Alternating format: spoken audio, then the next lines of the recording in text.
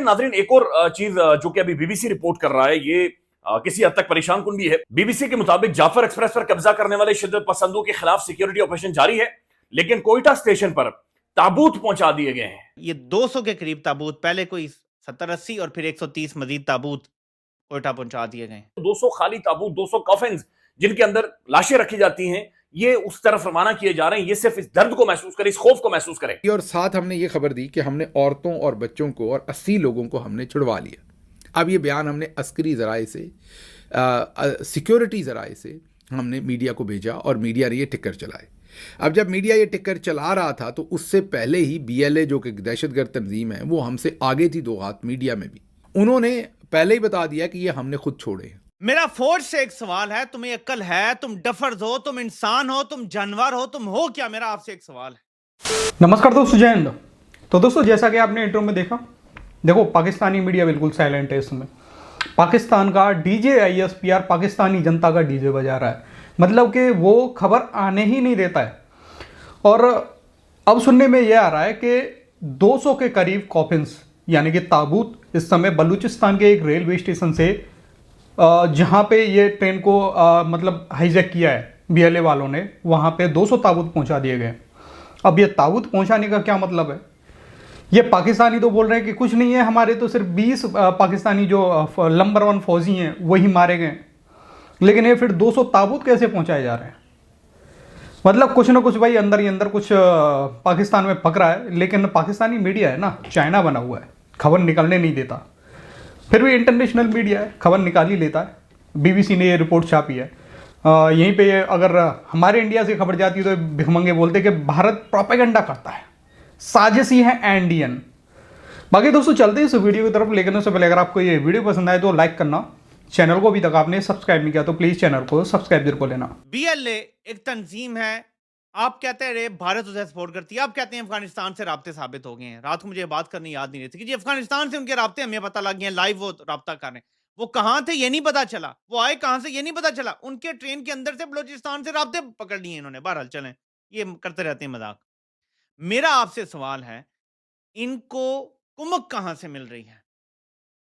और मैं हथियारों की बात नहीं कर रहा, मैं सोल्जर्स की बात कर रहा हूं। फुट सोल्जर्स कहां से मिल रहे हैं? क्या वो ईरानी हैं या अफगानी हैं? अगर वो बलोचिस्तान के लोकल लोग हैं, वो क्यों उनके साथ जाके मिल रहे हैं? मेरा आपसे यह सवाल है, क्यों मिल रहे हैं? फिर मैं आपको जवाब दूंगा, क्योंकि आप डफर्स हैं। ये इसलिए मिल रहे हैं कि आपने फॉर्म 47 की हुकूमत बिठाई हुई है, और बलोचिस्तान में फॉर्म 47 का निजाम पिछले 50-60 साल से फौज ने चलाया हुआ है। ये मेरी ट्वीट के नीचे इसने ट्वीट की हुई है, जिसमें मैंने वाज़ेह तौर पे बताया कि दहशतगर्दों की पहली प्रेस रिलीज में उन्होंने स्ट्रेट अवे बता दिया था कि हमने औरतों बच्चों को छोड़ दिया है। फौज झूठा दावा कर रही थी कि हमने छुड़वा लिया। भाई तुमने कैसे छुड़वा लिया है? तुमने ऑपरेशन किया है, ऑपरेशन किया तो बाकी किसी को क्यों नहीं छुड़वाया? और जो लोग बाहर आए हैं वो बता रहे हैं कि हमें उन्होंने जाने दिया था। झूठ पे झूठ बोल रहे हैं, फिर भी इसकी जुबान चेक करें। मेरे पाकिस्तानियों, BBC ने कहा है और रिपोर्ट किया है कि उन्होंने पता किया है, ये 200 के करीब ताबूत, पहले कोई 70-80 और फिर 130 मजीद ताबूत कोयटा पहुंचा दिए गए। ऐ मेरे खुदा, ये बल्कि मैं आपको BBC का स्क्रीनशॉट भी दिखा देता हूँ। ट्रेन पर कब्जा करने वाले शिद्दत पसंदों के खिलाफ सिक्योरिटी ऑपरेशन जारी, कोयटा स्टेशन पर दर्जनों ताबूत पहुंचा दिए गए। पूरी जो तफसील है उसकी, उसमें मैंने आपको बताया कि वो 200 से ज़्यादा बता रहे हैं। अब ये ताबूत क्यों लेके जा रहे हैं?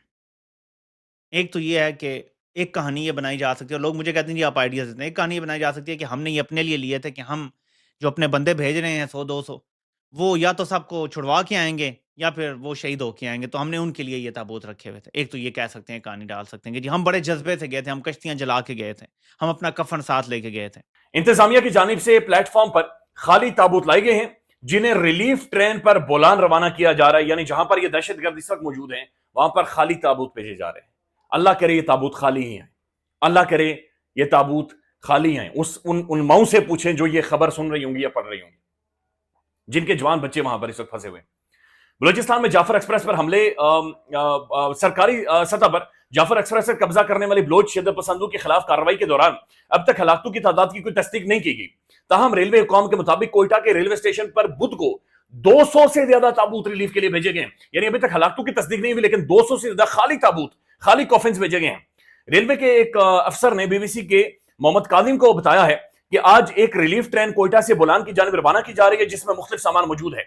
एक और एहलकार ने बीबीसी को मलिक मुदस्सर से बात करते हुए कहा है कि इंतजामिया की जानिब से प्लेटफॉर्म पर अब तक 90 खाली ताबूत लाए गए हैं जिन्हें इस ट्रेन में रवाना किया जाएगा, जबकि ट्रेन की रवानगी से कबल इस पर मजीद 130 ताबूत अलग से और भेजे जा रहे हैं। तो 200 खाली ताबूत, 200 कॉफिन्स जिनके अंदर लाशें रखी जाती हैं, ये उस तरफ रवाना किए जा रहे हैं। ये सिर्फ इस दर्द को महसूस करें, इस खौफ को महसूस करें।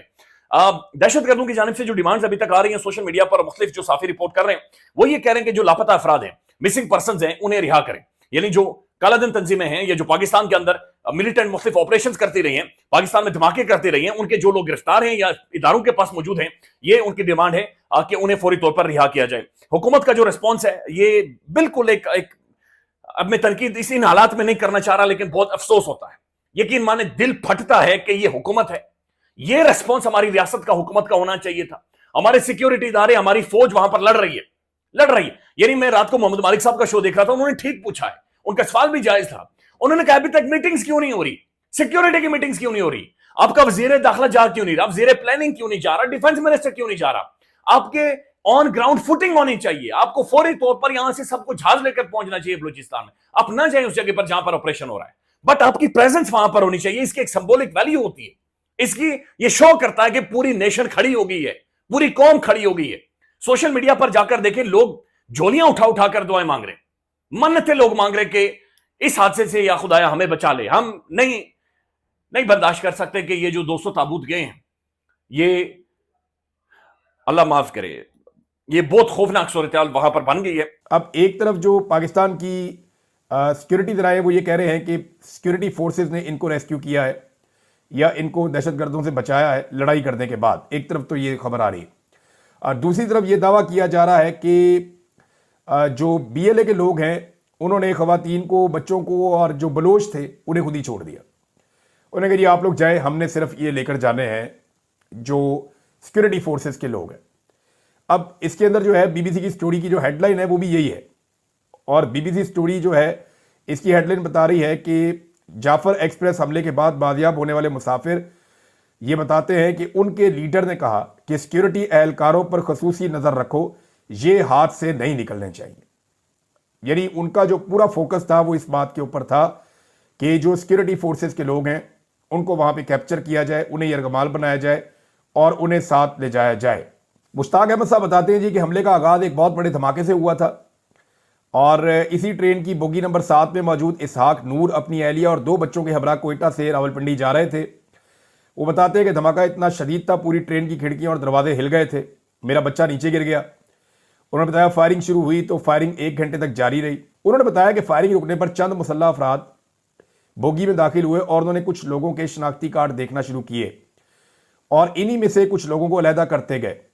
हमारी बोगी के दरवाज़ों पर 3 अस्करियत पसंद पहरा दे रहे थे।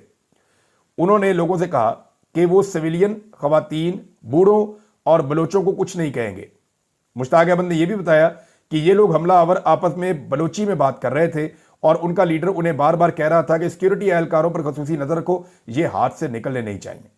अब आपको अंदाजा हो जाना चाहिए कि उनका एक्चुअली जो टारगेट था वो सिक्योरिटी एहलकार थे और सिक्योरिटी फोर्सेस के ऊपर उन्होंने अटैक किया है। ये दहशतगर्दों का एक खौफनाक अटैक है और ये पाकिस्तान पे होने वाले बड़े हमलों में से एक हमला है। तो दोस्तों आपने देखा कि पाकिस्तान की आर्मी अपने लोगों को किस तरीके से बेवकूफ़ बनाती है। अब पाकिस्तानी आर्मी बोल रही है कि ये जो लोग छुड़ाए गए हैं ये हम मतलब ऑपरेशन करके वहाँ पे हम खुद छुड़ा के लेके आए, जबकि BLA ने उसने पहले ही एक प्रेस रिलीज जारी कर दिया था कि हमने महिलाएं, बच्चों और कुछ बूढ़े लोगों को हमने यहाँ से पहले ही छोड़ दिया है।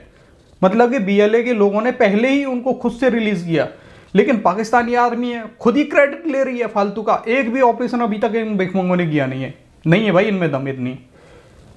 कहने के लिए नंबर 1 है, बाकी की सरेंडर आर्मी है। और कुछ हमारे इंडियंस हैं, पता नहीं यार क्या, हमारे कमेंट्स में आके बोलते हैं कि यार दूसरी देश का क्यों मजाक ले रहे हो, मजा बना रहे हो।